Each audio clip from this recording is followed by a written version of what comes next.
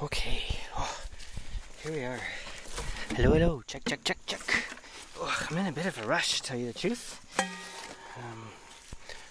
Can you see me? Yeah, you can see me.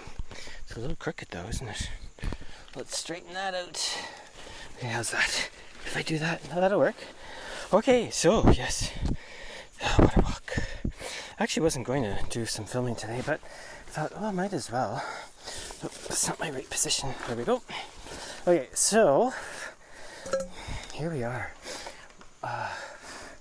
It's been raining like crazy. Oops.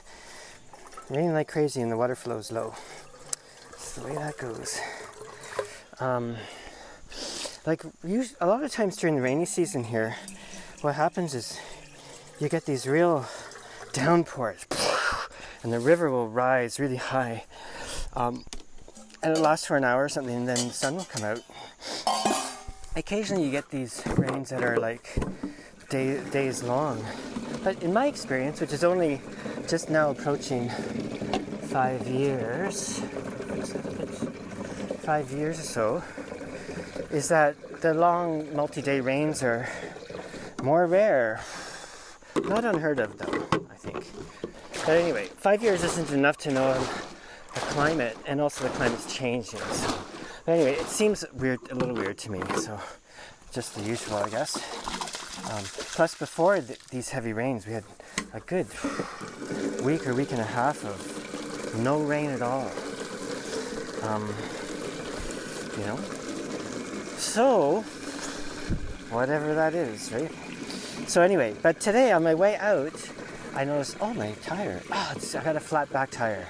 Ran over a nail. I don't know why, but I don't know where it happened, but as many might know, quite often you can ride quite a ways with a nail in your tire, because the nail kind of plugs it for a while and then it just sort of ends up emptying, So I figured that's what happened. So I don't know, although there's a fair bit of construction going on the little soy that I take to get to my place, so I might have run over something there.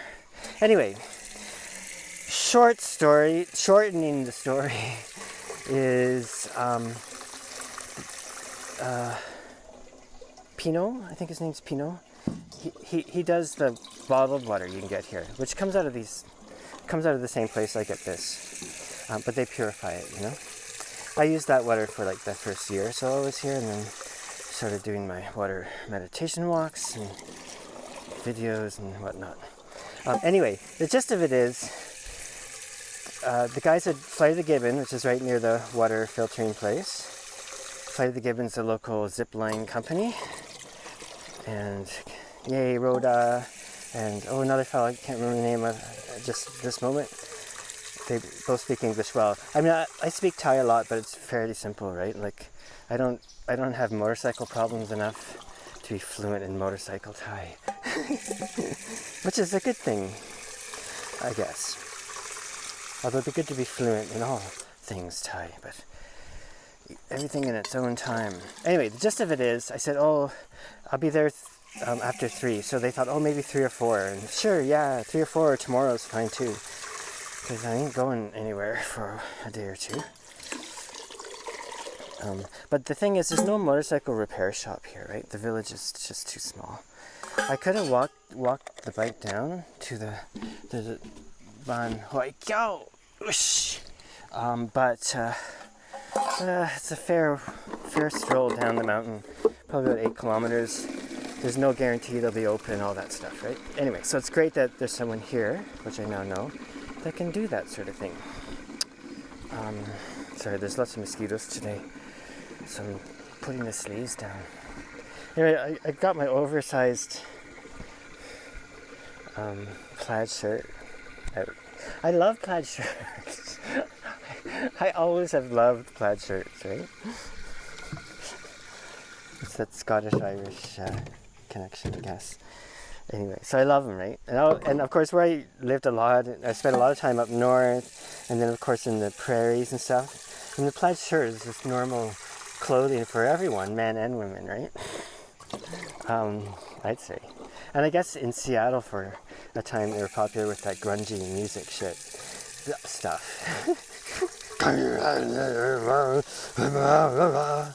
That's my interpretation of Seattle grunge. Is that heavy metal? Heavy metal, grunge.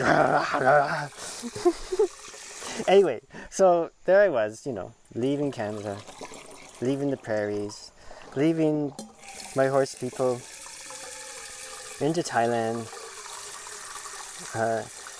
Thai, in general, I sort of I like to sort of adjust my look to a degree, as much as I can. I can only go so far, of course, to try to fit in wherever I am, right? So when I was more time in Bangkok when my mom first moved here, I would visit her down there.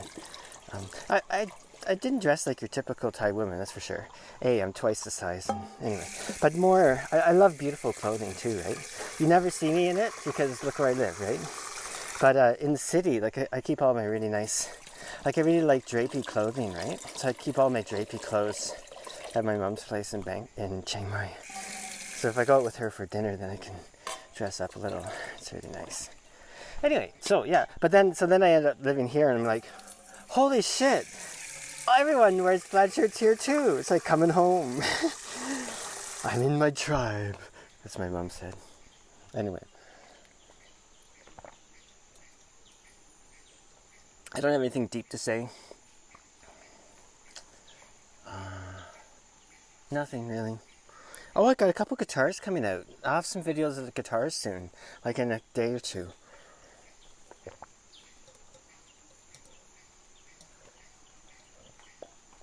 One's my first guitar, I kind of stripped the polish off and put on, thinned the neck down. What else did I do? Oh, I kind of shaved the bridge down a little bit, put a new saddle in, the usual. Anyway, so I'm gonna put that out again too. I had it for sale and it was definitely a lower price. I just wasn't too happy with certain things. Do you know what I mean? So I thought, and plus here's the problem. I don't have another guitar to make right now. I have to sell one. So if you're looking for a nice nylon string guitar, give me a call.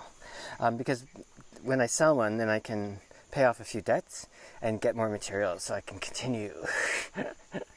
It's all I want to do is pretty much make guitars and go get water. Anyway, so that'll be up for sale too. And the polish, I repolished it nicer, put the back strip in. Probably what I'll do with that one is I'll point out all the points where, like it's a learning instrument, so there's some unevenness slightly in the sides, say, a little bit of waviness. The back seam kind of dips a tiny, anyway, I'm going to,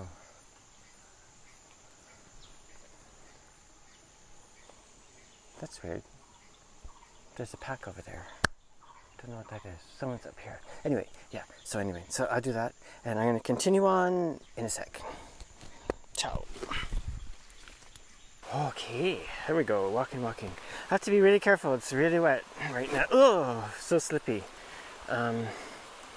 Just that a bit. So, anyway, so you get a bit of the sun was out and then it went away. Out, in. Yeah, so the trail's really wet from all these days of rain. And the forest, as you can see, is just glistening with the moisture. Quite beautiful, actually. I was thinking, though, it's interesting. I would say, say if you're from most places in Canada, winter's the rough season, right? Even if you love winter, by the end of it, you're just like, oh, God, And some places last a long time, and where I used to live, you'd occasionally get frosts and small snowfalls, even in near the beginning and end of summertime, And up higher, like in the Porcupines, boy, on my ride, it was like sort of rain shifting to slushy rain to straight on snow, and sort of end of July, which is the hottest month there. Anyway, whatever, but anyway, generally speaking, by the end of winter, a lot of people are feeling kind of done, Down in the flatlands here in Thailand, northern Thailand, definitely the summer is like the winter, right? By the end of it, you can just see people are just like going, oh, when is this going to be over? Rainy season, come. You know, hanging out where it's nice and cool in the malls, whatever, a lot of times. And up here, though, the summer is really nice. I mean, it's not that bad, actually. Not that hot. Hot enough, like 32, but that's about it. Fairly pleasant. But I'd say up here, and I was asking my neighbor Tip about it too, and in my simple Thai, definitely the rainy season's the hardest season, you know. It's like everything's just always so saturated with moisture. Like you know, in the somewhat inaccurate hygrometer I have outside, it's at this time of year, it's never dropping below 90, you know. You get up in the morning, it's like 99%.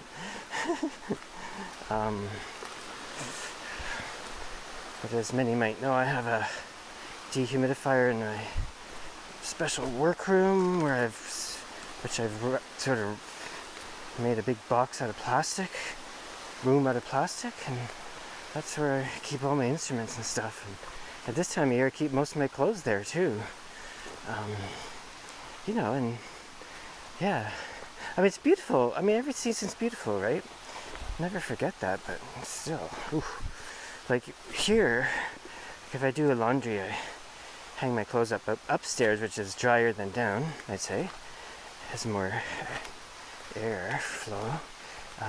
You know, it takes 3 days for them really to sort of dry, and then you're always putting clothes on wet anyway. There's that tank. Anyway, yeah. And some clothes I'll just drag down into my workroom and hang them up there, you know. But I don't bring my wet clothes in there. It's too much to ask, I think. So I let them dry for a few days, and I don't mind. I get used to putting on damp clothes. But if I want to, especially more valuable clothing, I just put them in the room and it's fine. Or do a final drying there. Yeah. Anyway, so one thing, let's see, what can I say about the rain and the trails? Okay, so obviously when it's soaking wet, it can be slippery, right? Like leaves on stone, wet roots, super slippery. Like they have a little bit of concrete thing here, which is, they must have done like a long time ago. It's almost all broken away, but probably because they used to bring motorbike up here. I don't know. Anyway, they can be slippery with, like here, with the leaves on it, can be. It's hard to tell, right? But one thing, and moss on the stone can be slippery.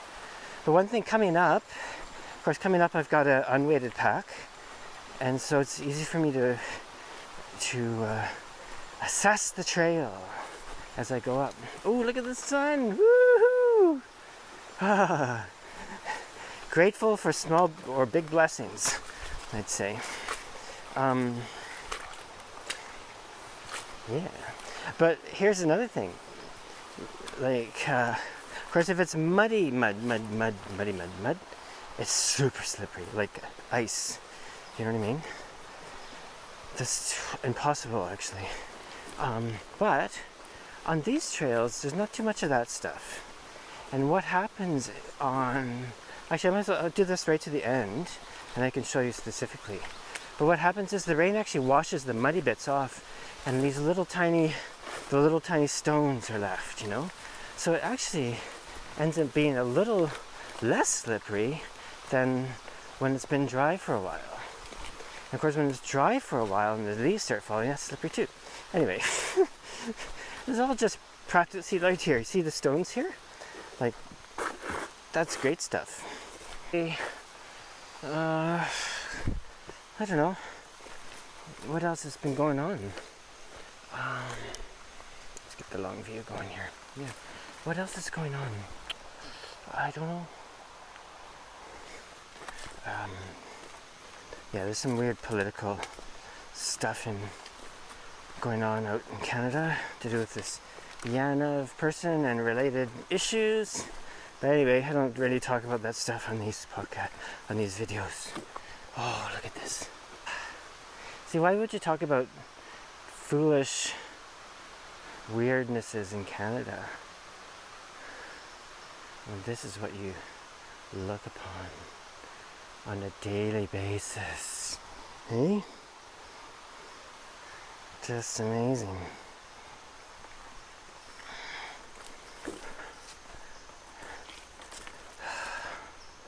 And this is, I guess, if it's not obvious. Well, one nice thing about the rain is it makes the trunks kind of wet and dark. They stand out really nicely on the video. Yeah, so coming to the end of the trail. And well, not much to this one, just, you know, doing the thing. Gotta flat, gotta take care of that. Yeah, okay, so à la prochaine. Hope everyone's doing great. Ciao. Ciao from Make 'em Ball.